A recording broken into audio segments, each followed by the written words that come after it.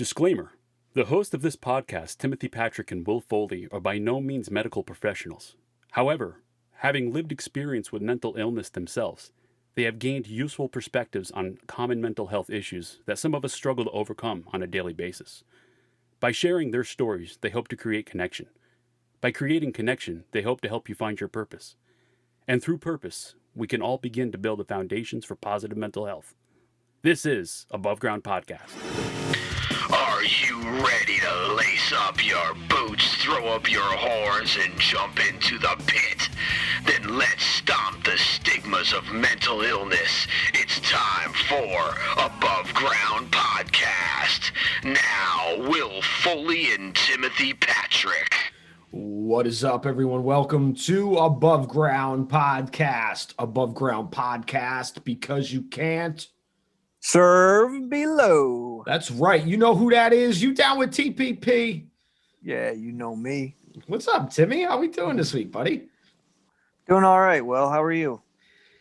Dude, every time you say that, I don't know, man. I just don't feel the energy, man. I'm not, you know. If you saw me, I'm doing like I'm kind of like doing like aerial backflips in my room. It's just you just can't tell.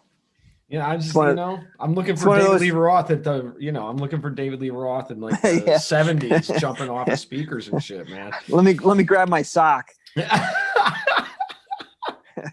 So we are on Zoom again, which means we are having another above ground conversation, and we have an awesome one this evening. This gentleman is he's all kinds of stuff, man. He's a crisis counselor. He is a speaker, a storyteller, a producer, and a trainer. And we are happy to have Sean Wellington with us this evening. Woo! And I am stoked to speak to the bald and bold man himself. And I'm just wondering, dude, can I join that club? Totally, man. I don't think you have much of a choice, bro.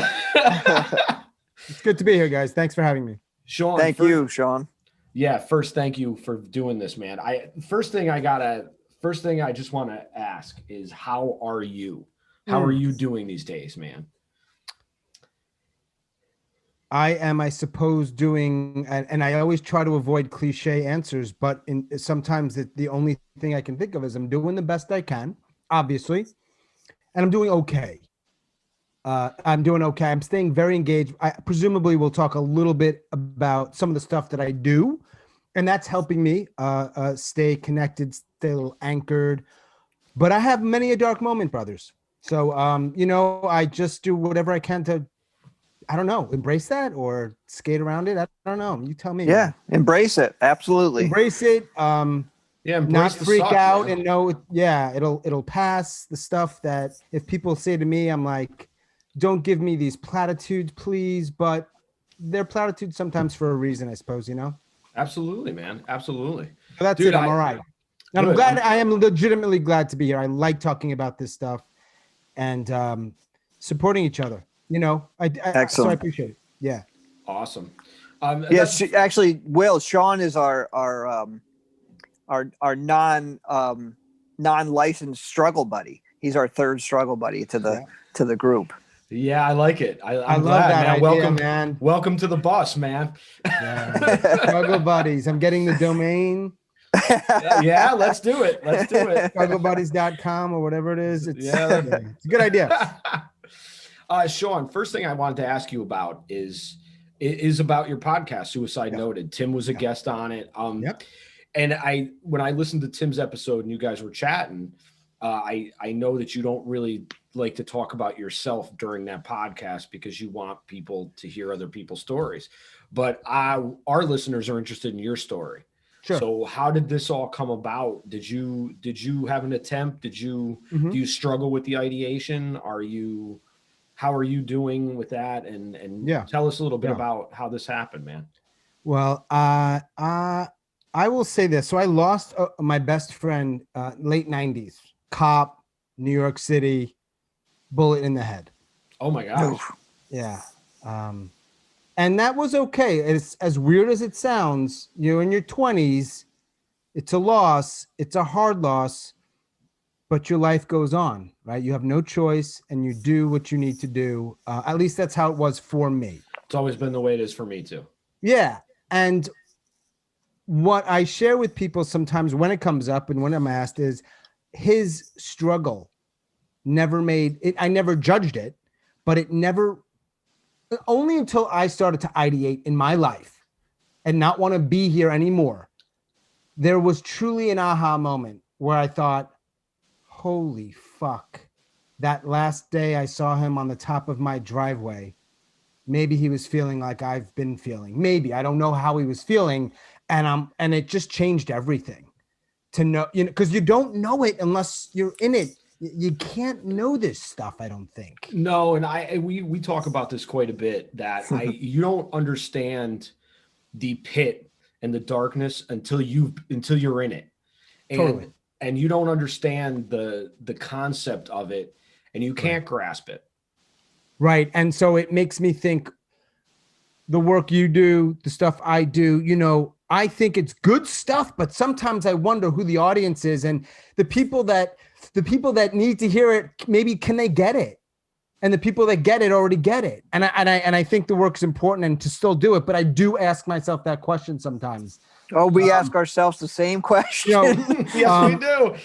And just to be clear, I'm really sensitive about, I never presume I know what anyone's going through, but you get a little bit of a sense of it when you are in that blackness, right? Yes, That's how it I is. agree. I agree 100%. When I, and that was over years, it was sort of in and out. I had some health problems. Shit wasn't working out, this and that and the other. And for me, it was, I never tried, by the way. You had asked that question. I've never tried. I think I've done some of the slower suicide, we might call it, the drugs, the drinking, the risky behavior. Sure. But never the bridge, the gun, the noose. And that's different. That is a different thing. Absolutely. And for me, myself, I found myself putting a plan together. Yeah. But I did not execute that plan. And I found myself having more questions and more things to add to that plan rather than actually fulfilling the mandate of that plan. Yeah. There's something for me that was comforting in a weird way to know that was an option. I could get out of this mess, this pain, but I didn't do it. And I don't think I was ever that close. I never, I don't know what your plan looked like. My plan was never more than serious consideration. But that's still dangerously close. I was just going to say that. I had the method already set, except I would not have completed because the method would not have worked. Yeah. Yeah. Because it was going to be going to sleep in my car, but I don't think it would have happened. Yeah. And well, here to hopefully never sound trite, but I say this to my guests, glad it didn't work out, bro. Thank you, man. I'm glad it didn't work out. I hope you're okay. It doesn't mean you're okay, but I kind of still want you to be here. I appreciate that. And truth is that, the ideations there, the thing is that you don't understand it's an option until it becomes an option. Yeah. And that option is never off the table after you've touched it. Right. Yet you don't want to touch it because it's like an alcoholic that needs to just have total sobriety that knows he can't have one drink. Yeah. So and unfortunately my mother's attempted twice. So I have serious mental illness in my family, and I've lived with depression since I was 9 years old. So, and it was undiagnosed at that point. I mean, I didn't get diagnosed with major depressive disorder until 2006. Wow. Yeah. But you got a lot of the boxes checked. Risk. Oh, Yeah. Absolutely. Yep. Absolutely, man. That's, and Tim and I have been friends a long time, and that's kind of how we found each other again, was through all these struggles. Yeah.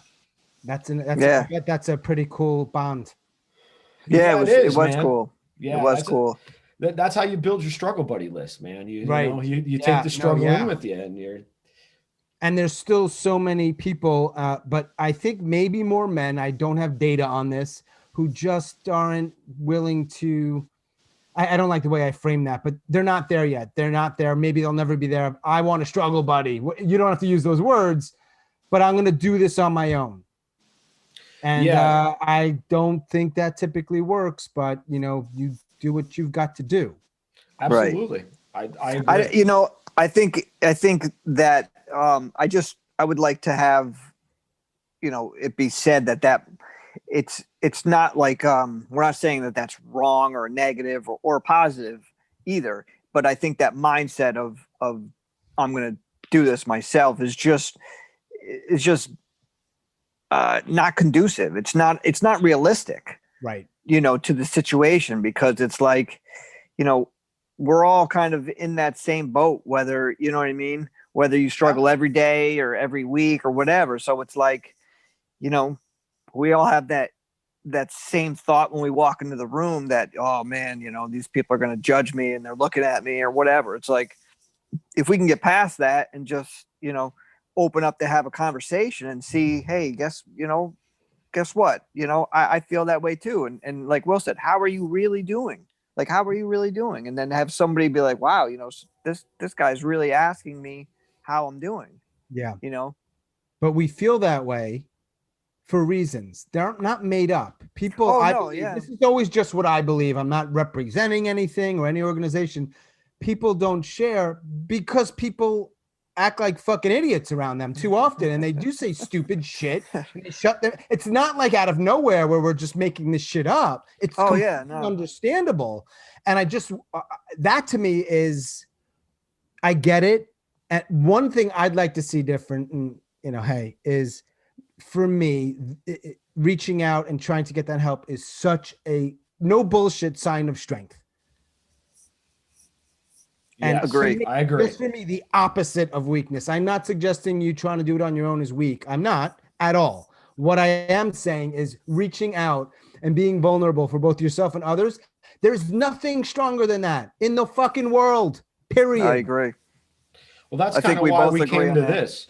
And that's Yeah. kind of why we do this, because we both struggle. So if we're going to struggle, we might as well help somebody at least normalize that conversation Yeah. to say, well, if you're struggling, then we know how you're feeling because we're there, man. We know.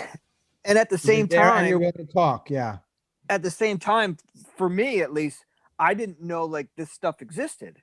I didn't know that there was like this mental health community or DBT or CBT or just, I didn't know any of these different avenues that can possibly help people. So it's like, it's almost like I want to be like, look, man, there's podcasts, there is some help out here. You just got to, be willing to look and be willing to, give it a shot.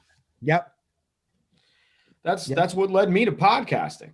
Yeah. When I was going through my struggles, I was home. I used to work with Tim actually. And while I got hurt in a car accident, my spine's all out of whack. I've had surgery on my neck and stuff. And I went through a really, really dark time with no work, no money.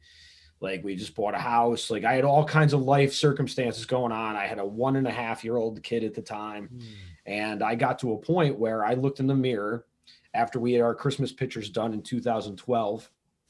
And when we got home from doing that, I looked in the mirror and said, if I can do this soon, she will not have to grow up with the memory of me and she will be able to move on from that. Yes. Because at that time, I just didn't think I was capable of anything. So it's like, but again, you when you're in that dark place, it's a lot different than when you can look at it 5-6 years down the line. Absolutely. And I wouldn't change anything for the world, man. I wouldn't have this if it wasn't for that. Yeah. And I'm going to just throw it out there. You're probably a decent dad too. They say I'm a decent dad. That doesn't suck. No, it doesn't suck, man. That doesn't suck. No, she's almost 10 years old. It's awesome. Yeah. Cool. I'm glad to hear that. Yeah. Sean, could continue kind of where in the dude, where you sorry, were we get kind of no, a tangent. Naturally going to tangent because, like you said earlier, I mean, we could probably talk about this stuff forever. I don't think people want to hear a podcast forever, but that's that you and your editing can figure that shit out. I certainly have spent many an hour trying to do that myself. I never was shy about talking about it when I had the space, writing. performing or whatever it looked like. And I don't really remember the exact moment, because I'm going to get to the actual podcast, where I said, I have this idea. But what got clearer for me, particularly, and this is only a few years ago when I was really down, really down, was I wanted to do a podcast in which, as best I could, I wanted to speak with people the way I want people to speak with me. That's really what it was kind of about. And it's not the exact same thing because, as Tim knows, I spoke with him. It's an interview. So it's not exactly the same thing as chatting at the coffee shop. But the idea of not doing and saying all these things that inadvertently just invalidate people or make them feel like shit and all this. So that was like, all right, let me just do that. Like, why can't I just do that? And it actually took me a long time to figure out. And the technology was available. It just, sometimes that permission thing takes a while. Absolutely. And I think it was during the, towards the beginning of the lockdown. I'm like, it's not to be dramatic, but now or never, baby. And I just fell into it. I learned these days, it's pretty easy to learn some of this stuff. GarageBand, right? Absolutely. That's what we're using. It becomes easier. The mics are USB and all this shit.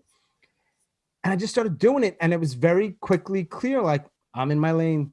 Got a lot to improve. Listen to my interviews. And most of the time I'm thinking, Sean, shut up. Shut up, Sean. You're doing it again, Sean.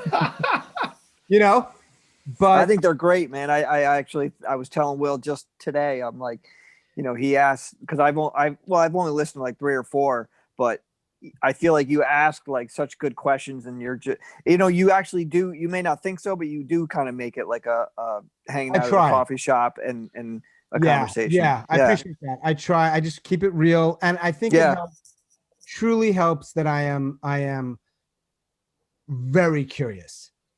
So it's just kind of easy. Yeah. I'm so curious about what you went through. This is not me back patting at all. I think I have a lot to improve. I just enjoy it. And I hate to say in a weird way, I'm enjoying someone else's pain, but it's not that. I'm enjoying the opportunity to share these experience of what it is to be alive. And sometimes that's really fucking hard, and that's okay. And let's talk. Dude, perfect. That is awesome. And you know what? When you said interview, I look at interview as INNER. Well, Instead of interview, it's an interview, because you really are. And like what we try to do is we try to just get inside the whole idea.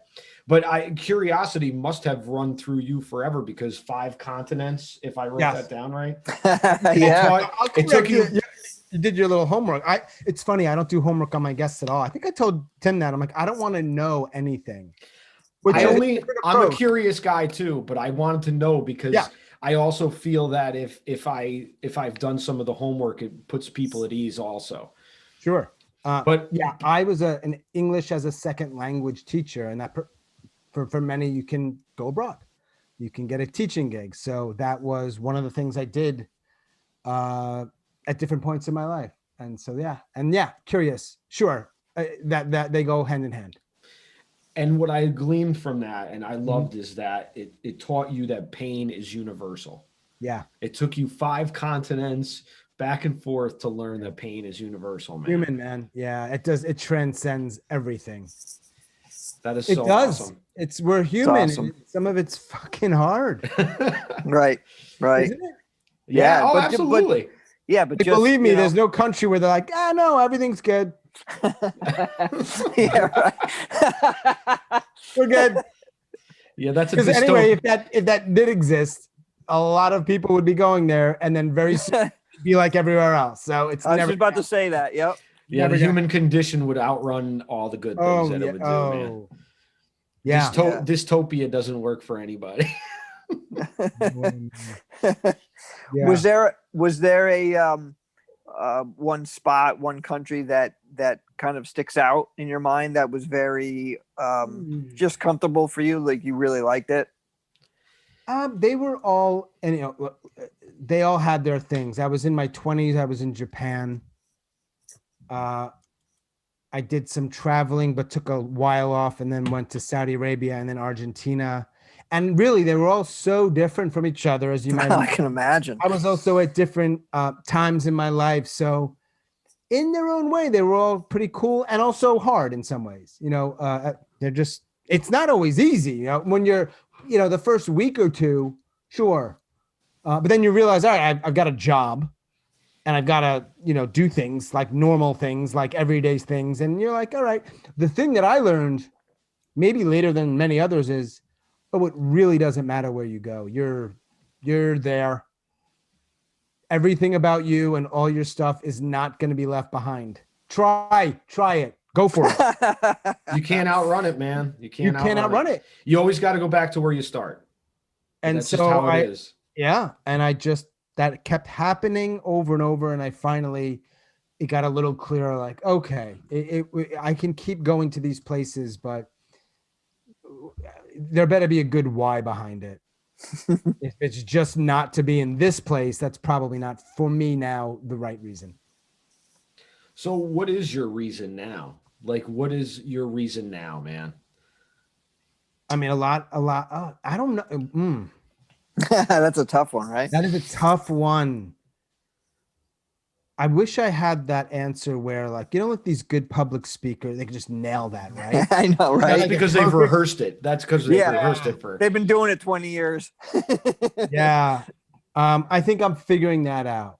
I think this work, the work that I do, the projects that I'm a part of it feels like that I'm moving more in that direction. I've been teaching more than any other thing in my life.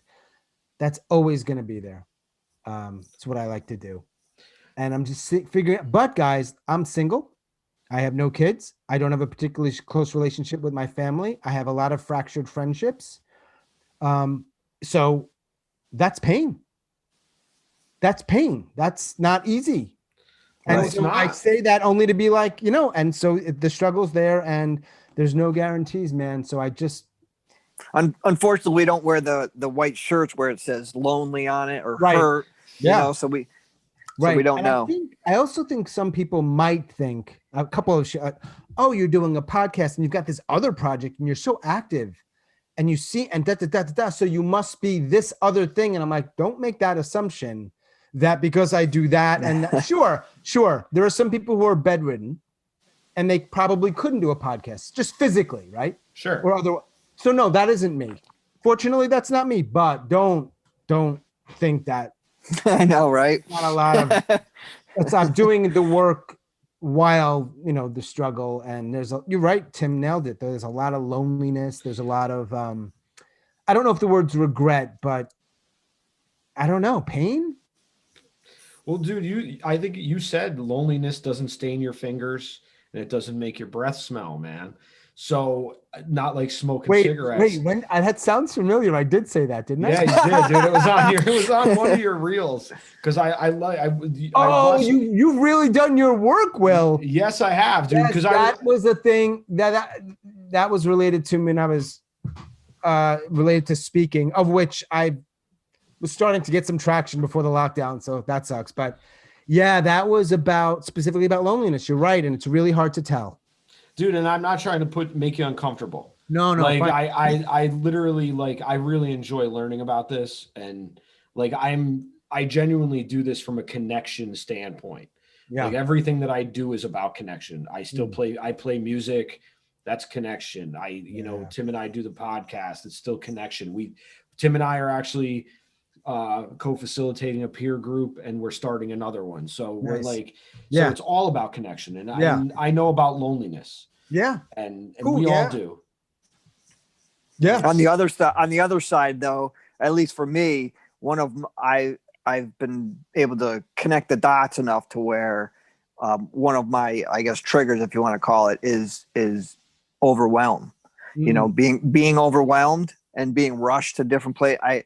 It gets to me, and if I ignore it, it will blow up right in my face. So I gotta be mindful of that for sure. Overwhelm.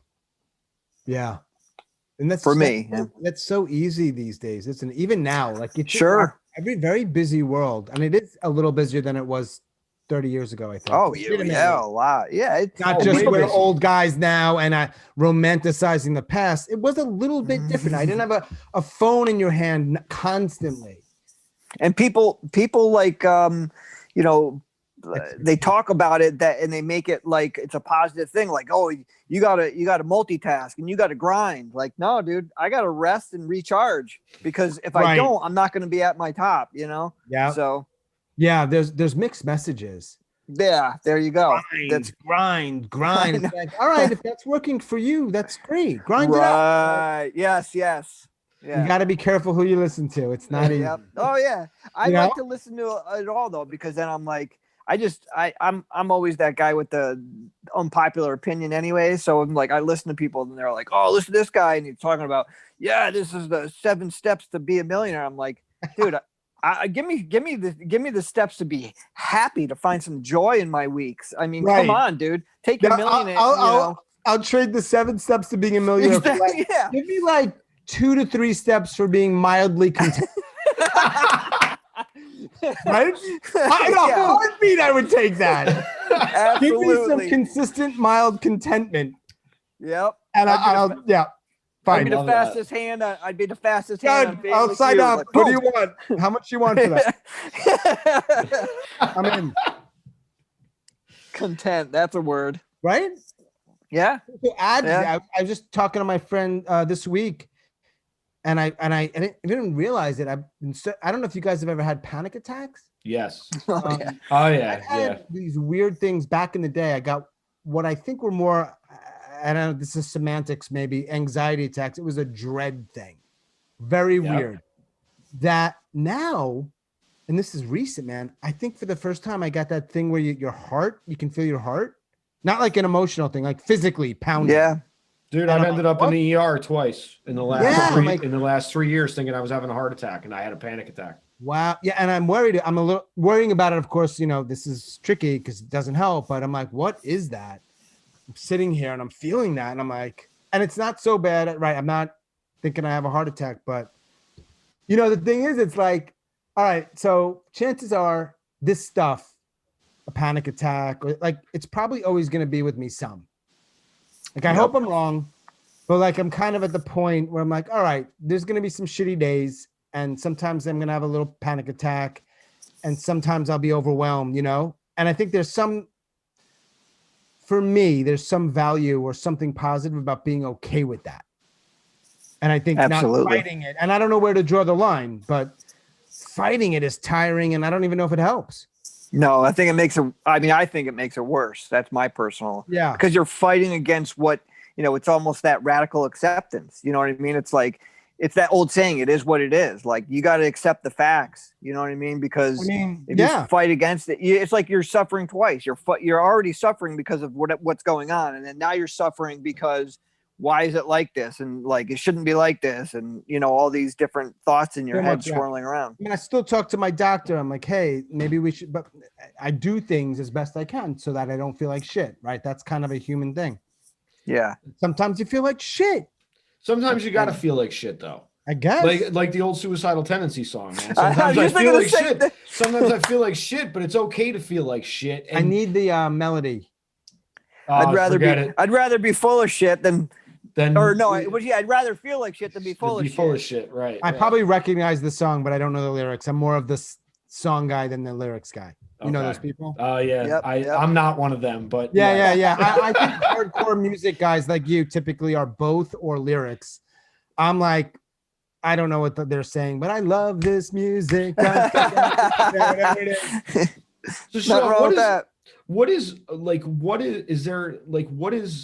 something that you didn't know before you started Suicide Noted that you've really come to know about people in pain? What is something? Will's asking questions. He is. That's We are not here for softball. No. So let me think about that, because some stuff, this isn't really answering it. I'll get there. It's probably a delaying tactic. Some stuff was like, I thought this, and I think I was right. You know, like, hopefully, I think I was right. One thing that has become clearer, or one of the things, I think maybe I was reminded of how much fight people have in them. So when I hear somebody's been try to end their lives, I'm so glad, and my brain goes more to this than it used to. Oh, it's not that you stop fighting. It's like my mind now goes to, they are fighting. Like that became clearer. I think some people kind of make it's the opposite. They quit or they gave up or blah blah blah. I'm thinking, no. Spend a week in their shoes, a day in their shoes. I think you would see how hard they're fucking fighting to not do what might be happening. So I don't know if that answered your question, Will, but that, if nothing else, has become super clear. Dude, how hard people are fighting. That's a perfect insight, though, man. That's exactly what I was looking for. I just wanted to see what it was that you've learned out of all these conversations. That's one of those things, yeah. Actually, I've also learned that a lot of people don't know how to use Zoom, but that's not probably what you want to hear. I mean, I learned people don't know much about audio. Yeah. And you know what else? It's still really hard for me to get guests.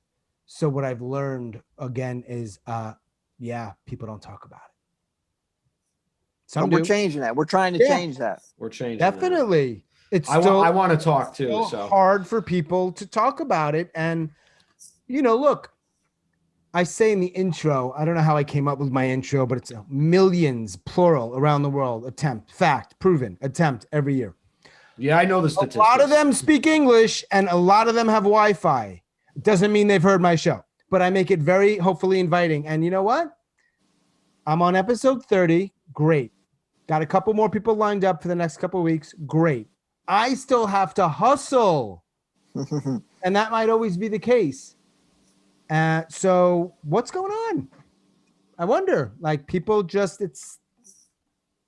I don't know. I'll be honest with you. When we first started this, and unfortunately, we saw the high profile deaths in a pretty short amount of time. I mean, it started for me like when Robin Williams died. Yeah, that was. But the biggest one was Chris Cornell for me. Well, Chris Cornell was devastating. I mean, it was devastating. Musicians in the last couple of years. Yeah, Chester Bennington right after him. But Anthony Bourdain, Kate Spade within a those week are of big each other. big names. But I started when we first started this, and we're close to 90 episodes at this point. Wow, sweet, yeah, great. And it's not all interviews, so it's us talking too. But the thing is that I kind of thought that there was a lot more people that were more open. Mm-hmm. And I'm starting to find that, and I say this to Tim all the time, the older I get, the more I think I know, the less I know about anything. Right. It's all new to me. Like, I have that beginner's mind again, because nothing seems to, like, all these things that I thought aren't. Like, I must be living in my own fucking bubble or something. So are you saying that you were thinking it would be easier to find people to open up, and you're just not right about that? I thought that more people were open to the conversation, because if you look at social media, and I know Tim said this on your podcast, you see all these people posting memes and pictures about, I live with this, I live with that. It seems to have become like this social media frenzy of people that have come out of the woodwork to say, oh, I got this, but yet I don't necessarily see the community work behind what they're doing and stuff. And that's just maybe because I'm not looking deep enough. Maybe. Maybe. I mean, sorry. I just feel like I feel very strongly that with mental health in general, but like with the world, the way the world's headed is, we are, at least here in this country, we are so reactive and not proactive. Yeah. That for me, that's the problem with a lot of it, because that's that type of thinking. It's like people go on there to social media, and you see people in this mental health community, like, we're all in this community, and they're arguing against each other to see who's more depressed, and like, you don't know what I'm talking about because I've got trauma. Well, you don't. It's like it's just sad. It's sad, man, because it's like this. It's supposed to be a community. Like, let's be proactive and see what worked for you. Cool. I never heard that. Thanks for sharing. Yeah. Let me share what worked for me. You know, and then we can move forward. Those groups need a certain type of, I don't know if the word's leader, because they do often devolve. And I don't know if it's a reflection of our, sort of larger culture. I don't want to romanticize the past again. It was probably the same way back then. They just didn't have Facebook or Instagram. Well, I think social media has definitely amped up this thing where everybody's got to be a star now, and everybody's got to have these perfect selfies, and you see these people who are, and granted, look, man, I haven't traveled in your shoes because I don't know. And everybody struggles with things differently, because you would look at me at times and be like, how the fuck can he be depressed? Right. But I get up and sing in front of people and I'm still in fucking pain. Yeah. That doesn't take away my pain. It's just, I'm able to put it on the side for a little while. You know what I mean? So I'm not trying to judge anybody, but it does just seem like especially after there's a high profile suicide, that people come out and it's just like all of a sudden, like they're bandwagon jumping in a way. And I don't, and just in certain instances, because you can really tell the people who really want to make the difference. And like listening to your show, you can tell that you genuinely have that connection part. And that's the thing I don't think that everybody gets. Yeah. I you know what? I don't know what the hell is out there, because when we talk about, especially social media, like, I don't even know what the hell. I know what it is, but there's people that are posting shit. Like, it's not even a community. I get it. Like, a particular group is a kind of community.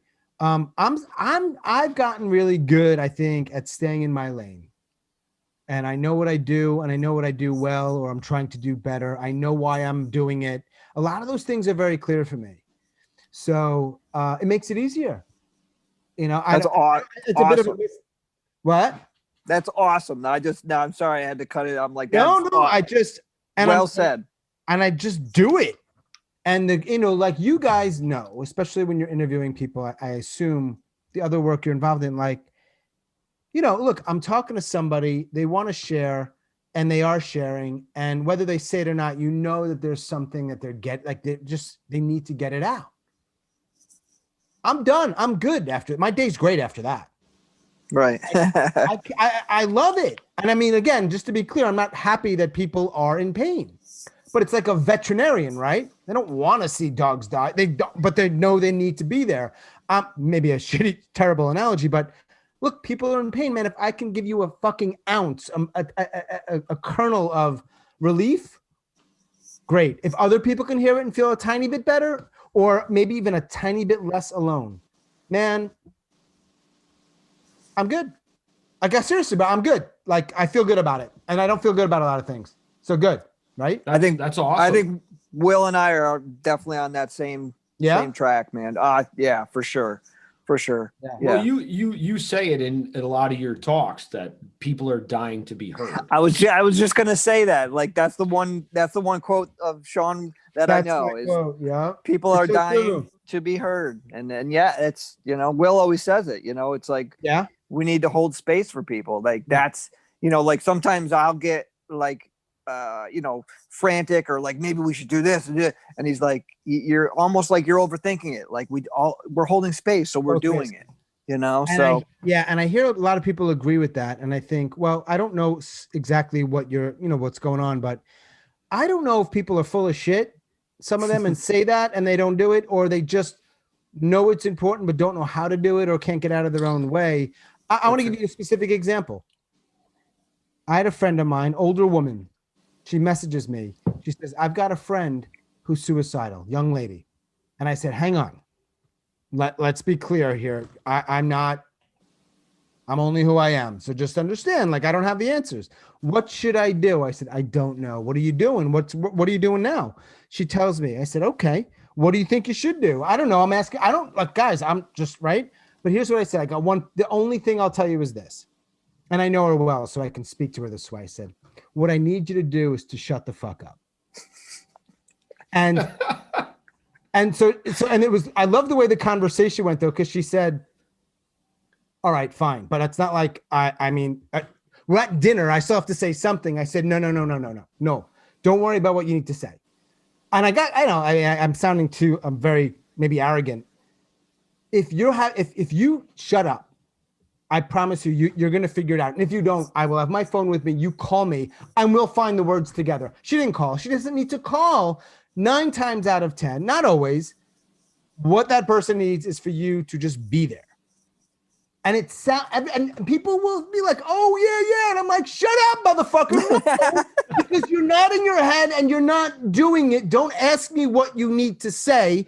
Stop saying stuff. And until you try it and go 9 or 10 seconds longer than you think is comfortable, do that. Then let me know, man, I don't know what to say. My phone is right here. Here's my phone number. I will not turn my phone off. I want to give that invitation to everybody who ever hears that. I will give you my phone number. Stop talking. Make it so I want you to stop so long that it's uncomfortable. You've never had such a long space between exchanges, right? In a conversation. See what happens. That's all I've got. That's it. That was unsolicited, but man, I feel strongly about that, guys. Dude, that is the biggest piece of advice that I've ever heard for anybody, because we do get caught up in that, because we're always like, in work conversations, you're always trying to plan what you're going to say in rebuttal. And it's like, people really just need to be heard. Yeah, that's right. And people get paid a lot. I have people in my life, family, friends, they get paid a lot of money for having the right things to say and the right solutions. And the right this and the right that, like that's their job. They're like some fucking publisher or something, and they're getting paid $200,000 a year. They need to be able to say shit, but that doesn't typically work when someone's in a lot of pain. They probably don't need that from you. No, and they probably don't hear it anyway. Right. Because I couldn't. And Tim knows this. Like when you're in the darkness, you don't hear anything. Right. You're just looking for the door, the switch to turn the light out. You're just looking for something, maybe, unless you're in the middle of the room, piled over in a heap, crying. Sure. Because that happens too. Yeah, absolutely. You can't. I think of it as like a lot of people approach it as this sort of, as long as I can talk, as long as you go see a doctor, as long as you take your meds, as long as. It's like, no, this isn't easy. I don't have a kid. I can't imagine me having a kid and them struggling. And I probably would be really hard for me to just hold space. I probably be flipping out. Go to a doctor. Let's get meds. I do all the things I say maybe aren't the best things to do. But hey, Well, I think maybe hold, either hold the space or just try to have a conversation, maybe ask a few questions, and then after that section, maybe then move on to the all right, let's maybe get some meds, or you know what I mean?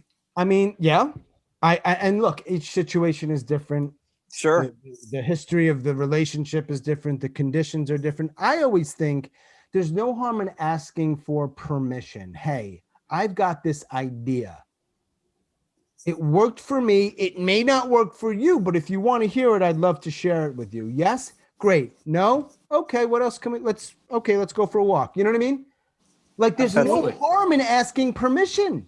No, that's a good one. It's not going to backfire. People react so strongly. I'm like, yes, if somebody's literally has a gun in their hand or they're on the edge of a bridge, you probably can approach that somewhat differently. I don't really know how to do that. Though the guy that saved all the lives on the Golden Gate Bridge. Yes. Yeah. You know that's what he did though. But that's what he did. I met this dude. We had this conversation. I went on the same rant I'm going with you guys. He's like, yeah, that's basically what I did. Yeah. I'm like, even when they're on the edge, he's like, what else do you think I'm going to do? I'm not fucking Plastic Man or Elastic Man. I can't go and grab them. Right. Yeah, they want to be heard and there's no guarantees they're not going to jump. And sometimes they jumped. And I did what I could to hear them. And a lot of times that did make the difference, at least then.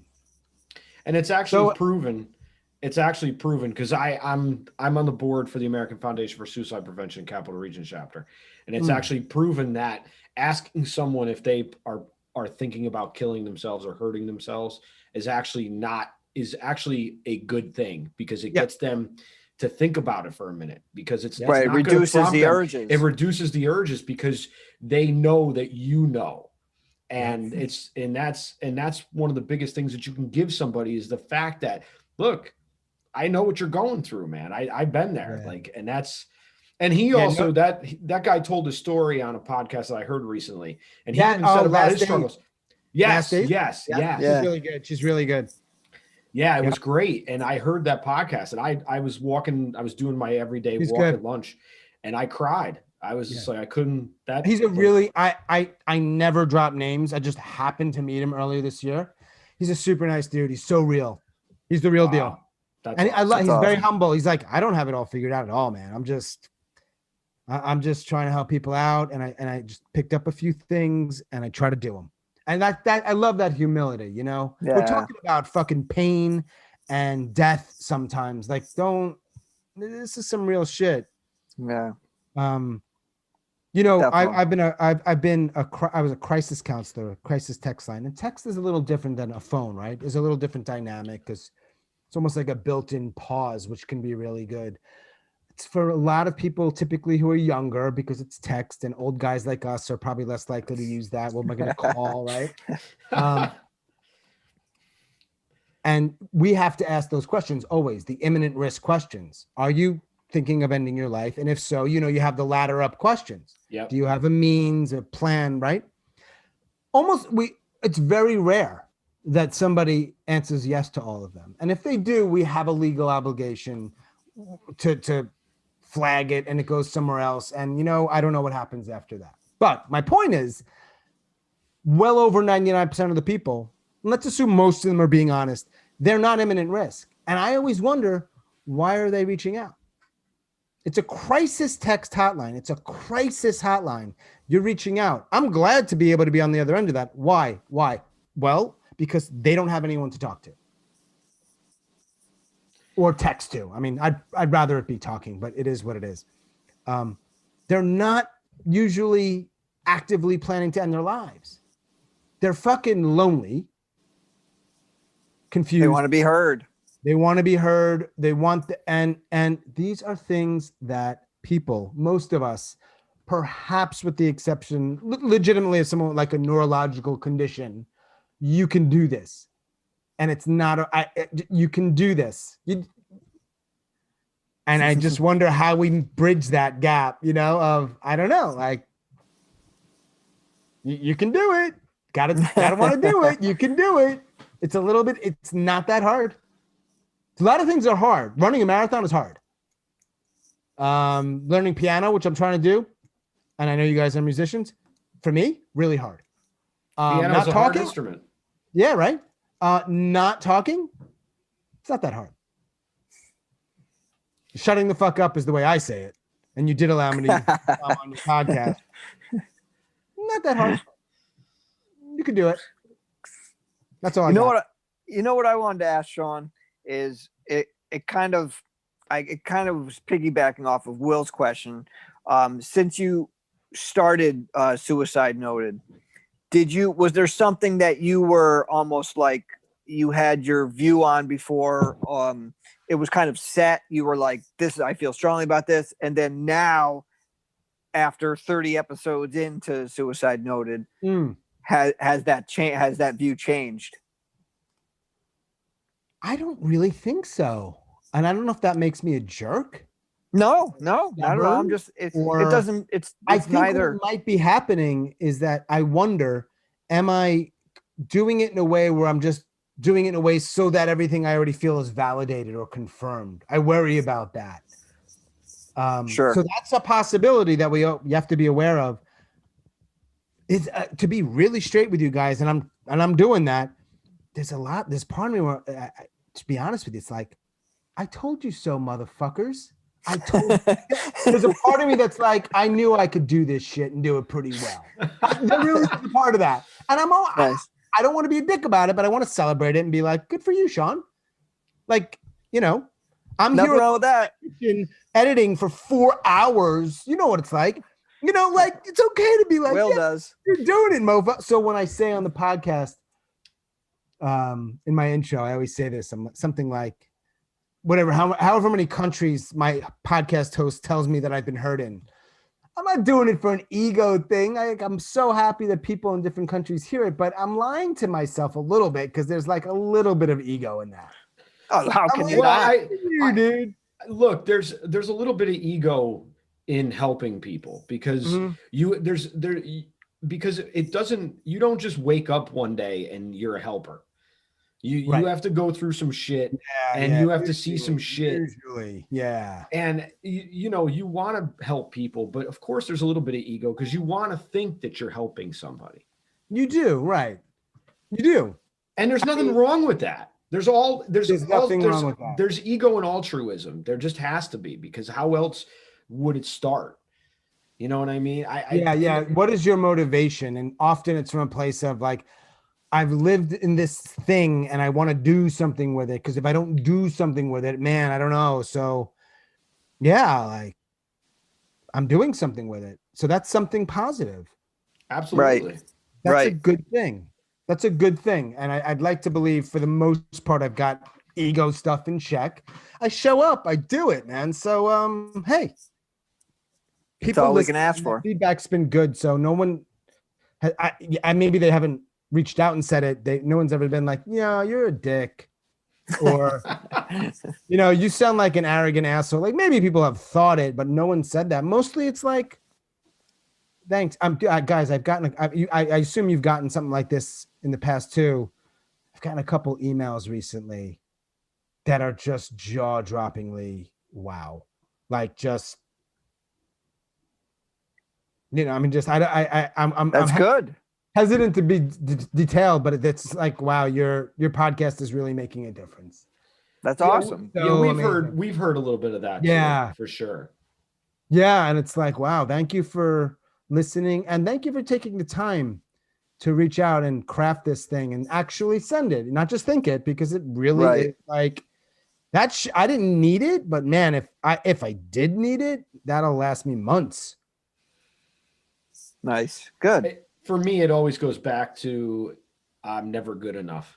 Like there's a self-worth thing that a lot of this plays into, because I want to know that I'm helping somebody, but I also, in my own mind, I get caught up in this. I can't help fucking anybody. I can't even help myself sometimes. Yeah. Do you still feel that way after doing this 90 shows? In some ways I do. Yeah. In some ways I do. In some ways I'm still the 5-year-old kid behind the dining room table. God. And did he have hair? Yeah, he had hair. Okay. But he had glasses at that point though.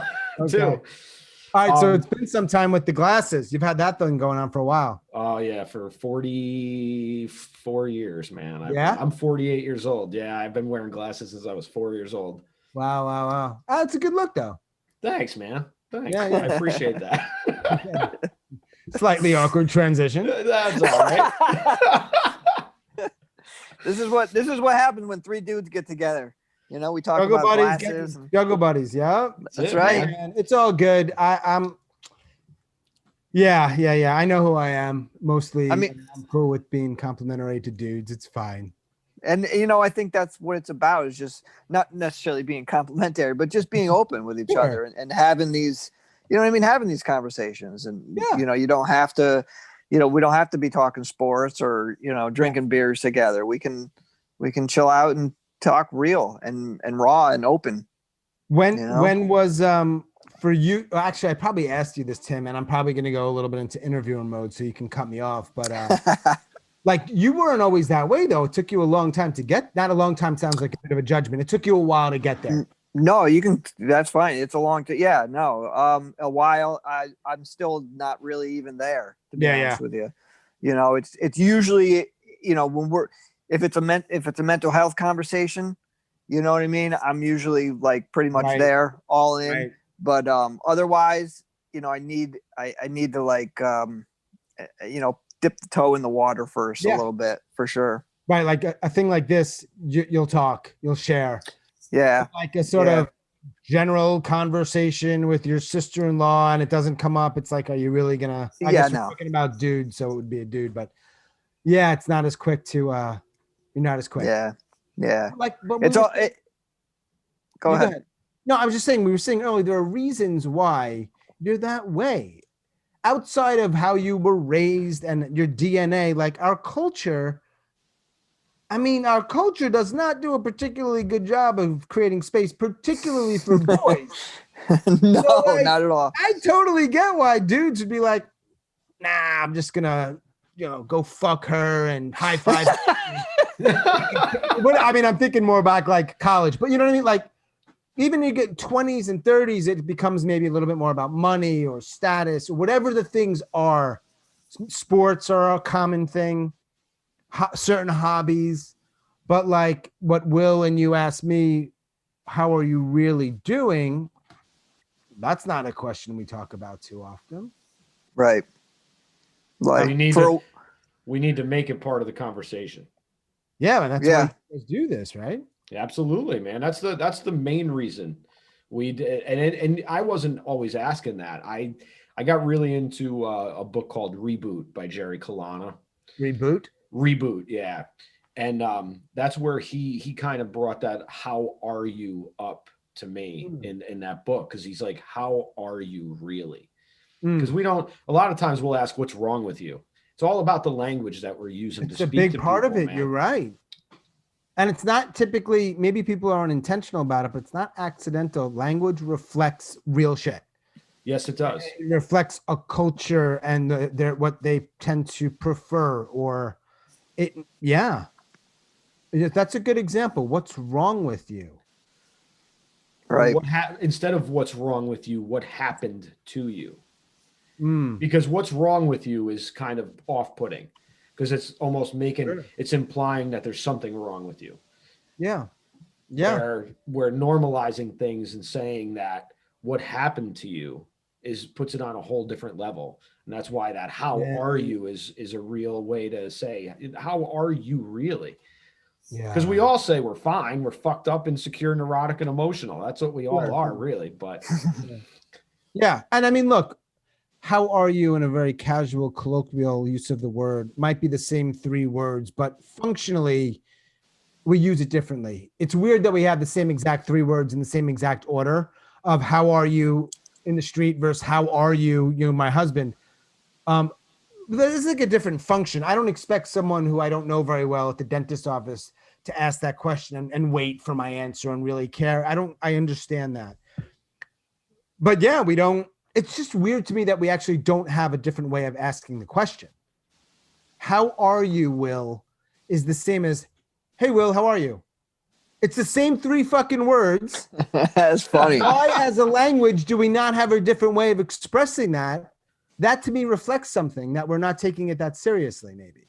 I don't know. And I don't think we all do take it that seriously. And I think getting to your point, I don't think most people give a fuck about how you really are. It's more of a, it's more of that colloquial way of putting it. You know what I mean? Yeah. It's not necessarily, they don't care about your problems necessarily because they got their own. Sure. Do you ever do this? It's kind of a fun, slightly dickish sociological experiment where like someone but not so well, but maybe you see them like at a meeting or whatever, like a class, and like, hey, how you doing? And you answer honestly. It's really awkward. Yes, I've done that a few times. I've done like that. Yesterday, I was actually at a dance class, which is probably going to get canceled because in North Carolina, they're going back. We're going back to more of a lockdown thing. She's like a friend of mine. She's not friend, but how you doing? And I said to her, you might need to bleep this out. I don't know who your listeners are. I'm like, today wasn't a very good day. And you could just see her face. She's like, I didn't sign up for this shit. And I was like, no, you asked. Here we go. I was like, I kind of felt like doing heroin, which by the way, I've never done. But I was like, if there was going to be a day where I would finally do heroin, today felt like one of those days. I'm glad I didn't do it. And I don't think that, and she's just like, okay. So I'm going to try that experiment. It's a really interesting and potentially friendship ending experiment. Yeah, friendship ending, right? Yeah, right. She won't be asking me much how I'm doing. It happened to me once where it wasn't a friendship though. It was more like a acquaintance that I see sometimes during the week. Yeah. And it was like, how you doing? And I was just like, I'm not good. I'm just feeling. And they were like, cool. And they just kept walking. Yep, cool. And I was like, well, wait a minute. Did you hear me? I had this one recently. Someone was like, how you doing? Good? I was like, that's not a question. What? You're not asking me a question. Ask me a real question. I'll give you an answer. How you doing? Good? Where are you learning this? Like that's really weird. That's my only option. Yeah. That's my only option. Good? For sure. Just fill it in. You don't actually have to talk with me. But well, that's again not a way to make friends, but it is a way to keep things perhaps unnecessarily authentic. But I will say though, that could open up a whole door to a conversation with somebody. Good. Because I've learned really that the more honest you are with somebody, it may off-put some people. Yeah. And some people may just need to be off-put. I mean, in all honesty, not everybody's going to like what you have to say, and not everybody's going to care. So you might as well just, as long as you respect people, as long as you try to be respectful of people and their culture and stuff, you be honest with them, and it opens up a whole new dialogue that you never would have had. It could. You're right. Yeah. Hey, Will, I have a question for you. Yes, sir. I'm curious how you got to be on the board of the American Foundation for Suicide Prevention? Yeah. So I started when I came out of my darkness. Yeah. I knew that I had a mandate put on my birth certificate that said I had to help somebody. So I did a little Google search. They came up in the Google. We have a local chapter. I reached out. I took a training and signed up to be a volunteer. And I volunteered for some events for a couple of years. And my director at the time loved me. And she said, look, you would make a great board member. She's like, I think you should really consider it. And I'll be honest with you, I almost didn't.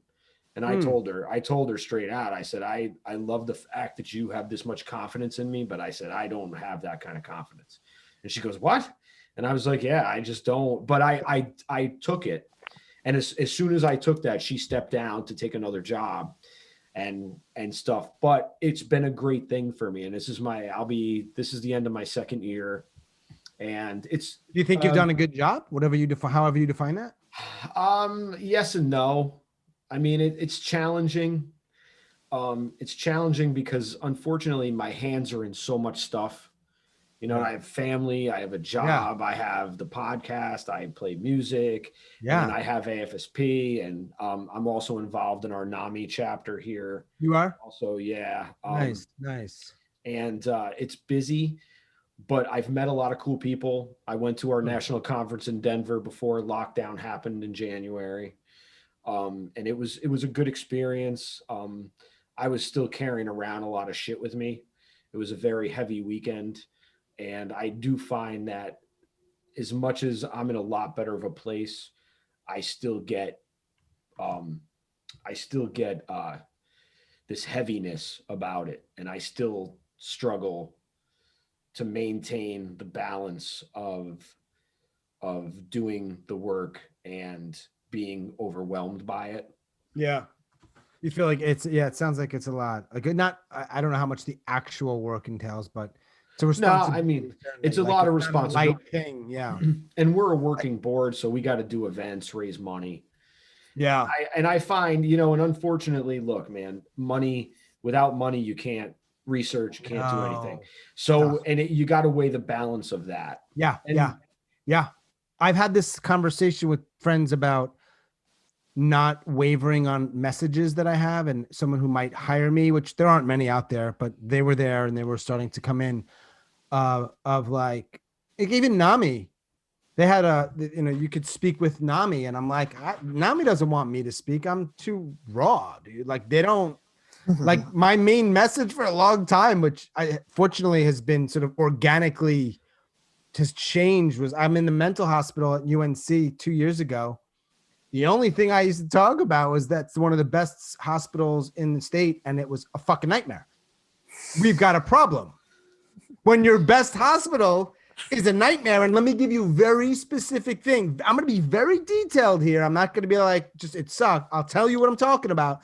Well, I don't think NAMI wants me on their stage with that particular message. So it's been tricky for me to be like, all right, maybe you could tone it down or take a different angle and have the stage so people could hear you as opposed to you just screaming in your house.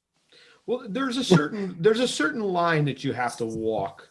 I know. Carrying the balance of corporation, or being your own guy, and still you gotta, you gotta keep one foot on each side. I think Sean and I need to get together. So have you had these same things going on? Oh yeah, I've said I just if you want to keep it real. Well, when you were just saying it, I felt like I've said it on the podcast before, like none of these places would ever give me the time or space because I just I go right to the root, at least what I think the root is. I'm not saying, I'm not coming at it like, oh, I have the answers, but I'm like, you making hats and writing hashtag, this, that is not fucking doing a damn thing. Yeah. I'm sorry. It's not, you know what I mean? So let's get to the root problem and let's attack it and let's do it together. You know what I mean? It's like, you can't do this alone. It probably takes a ton of money and time to change things, but you got to start somewhere. Yep. You have to. I started to really just better understand. Oh, like the world of speaking isn't just speaking. It's actually like an industry, and industries have rules, and those rules are there for reasons. And if you want to get paid, that's another big part of it. You don't have to get paid. You have maybe more options, but if you do want to get paid, because you do have to eat food. Then you might need to make some concessions. I mean, I wonder if anybody out there would hear my podcast and be like, yes, because I hope respectfully and ethically and carefully challenge some things that I think people are not okay with. I think it's very bizarre to never ask somebody who's tried to end their lives how they try to end their life. I agree with you. I don't understand why they wouldn't be. They need to talk about it. And I'm pretty sure nobody's getting on my podcast. We don't know what was the exact formula. We don't do that. but this person tried to end their life. I want to hear how they ended their life. That's why they're on the podcast. People want to hear it. I'm not giving anybody ideas. No, it doesn't. No, you're helping. You're not giving the ideas. And there's a lot of things that, and trust me, I haven't gotten paid by any of these organizations. However, these organizations have opened up doors for me. Yeah. And that's and that's for me, like I don't have a college degree or anything like that. So I needed to find a way to make a difference. Sure. So these organizations are a great starting point for me. Yeah. And going forward, who knows what my future is, man? Nobody knows. Nobody knows if tomorrow is coming yet. You know what I mean? Until you wake up the next day and throw your feet on the floor and say, motherfucker, I'm here. Woo! But the thing is, I hate the cliches, but 90 episodes is what, a year or two? Almost two. It'll be 2 years in June. The thing is, you do the work. Call it work. I'm calling it work, whether you're getting paid or not. It is work. And things happen, not always. And I realize if I'm imagining, I'm assuming perhaps incorrectly, if nothing else happened for you guys other than creating a space to talk about this, it would probably be enough for you. Mm-hmm. But I also think you do the work and you do it with the intention you have it, and good shit will happen. Absolutely, man. It will, like, because it's how it works. That's right, man. It's the universal law. You give, you reap. Like, I'm not saying you're gonna get hair back, Will. No, that's not the case, all of a sudden going to be like this. I'm not saying that your life is so radically changing that what I am saying is eventually people start to hear it. You get a little traction in certain worlds, in certain circles. It's inevitable. Dude, hair, I'd be happy just growing another half an inch, dude. I'm like 5'3"3/4. Like I'm short motherfucker, man. I'd be happy. A lot of the anger right there. Oh, yeah. Go ahead. Call me an angry elf one more time. Black Sabbath on the shirt, playing some hard. So are you like, because I remember Tim said he gravitates to some of the harder music, harder rock. I love everything. But yes, I am a metal kid. metal was the thing that I always gravitated towards, but I've always listened to everything. Yeah. And my musical tastes literally have always encompassed everything. What do you play typically? I actually play, when I'm playing solo, I play solo acoustic stuff. So I play a lot of pop rock and stuff. Like even my original stuff is poppier and stuff. But Tim and I were in a band together for about a year. That was a stonerish kind of sludgy band. And you were guitar? No, I played bass and sang. Oh, and Tim, what were you? Drums. Oh, yeah, Timmy. Timmy doesn't. Everything. Now I. Dude, Timmy doesn't want to talk. Timmy doesn't want to talk about his history, man. I keep trying to get him to talk about his history in music, but it's a sore subject for him. Yeah, I was in a band in the '90s called Freak Nation. We put out a record, got played on the radio. I thought I was going to be a fucking rock star. And how many people out there do you think? Not that this makes you feel any better about it. I'm probably doesn't, but how many people out there were like really into music, had a little traction, had a little following, and they had that dream, and it was like moving in that direction, but it didn't work. Dude, it's just like being a baseball player or anything. You have that dream of getting off the sandlot. You know what I mean? You have the dream of getting out of the minors. And you tasted it though. That's what. But I didn't taste it like Tim tasted it. Tim tasted it a little bit more. Oh, Tim, you had a thing going? Well, yeah, a while ago, yes. Back in like 94, 5, around there. Yeah, we were both playing around this area at the same time. We were just in different types of bands. Man, I always wonder what would have happened if I'm not particularly musical.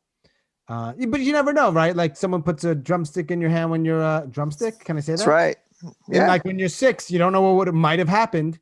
It just didn't happen. But I always wonder, like, there's something about that world and music and collaborating that's so powerful. And I wonder, it is what it is. It is what it is. But piano. I was told piano is probably the easiest thing, not guitar. But let me tell you guys, not so easy.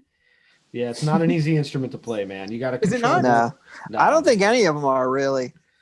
Well, Will, what would you say? Guitar.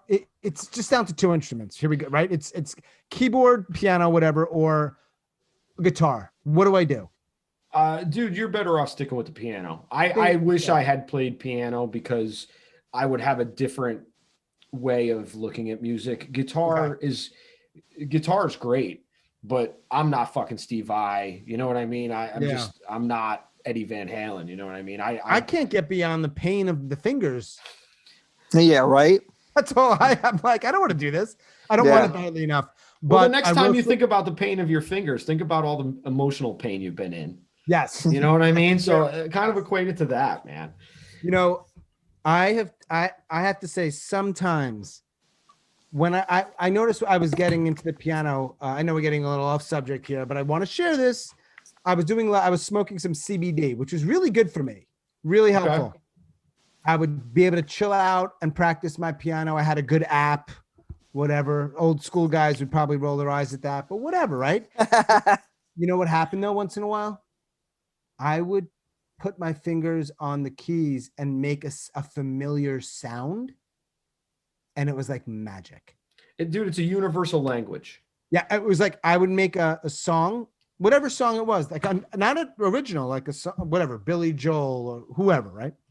And I couldn't believe that I was able to do that, man. It was like a drug. It was incredible. And that's so basic. It was dude, I see the look on your face. It's awesome. Oh, it was just like, and I would just do it for a long time. It's how you get better. I don't know. It was kind of fun.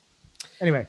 So we always wrap up the podcast with 3 questions. Sure. And 2 of them are semi-serious, kind of serious, and then one in the middle is sort of not serious, just to lighten up the mood. So, Timmy, take it away, buddy.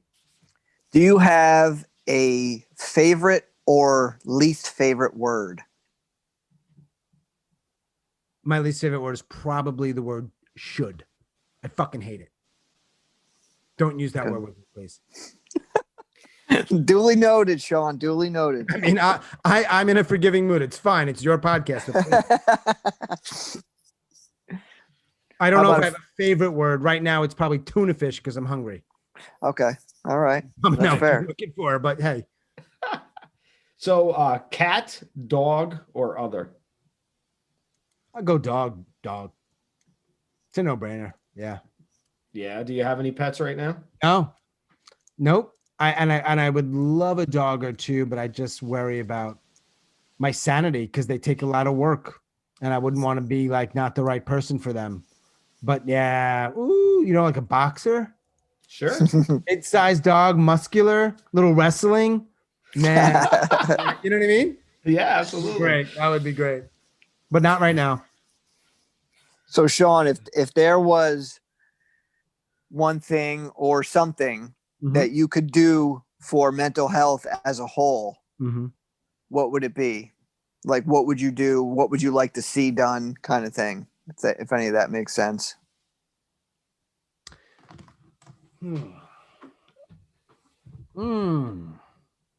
I would like the conversations around mental health to be a little bit more authentic.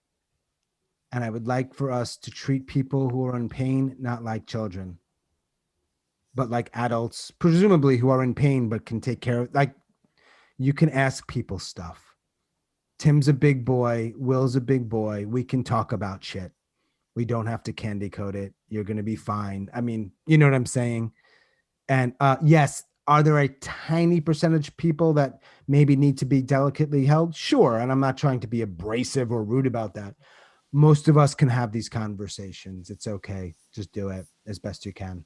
Ask the questions. And then shut the fuck up. I love it. With that, that was the perfect way to end this. Yeah, that was the best ending ever, right there. Dude, hang out for a minute, would you? Yes, sure.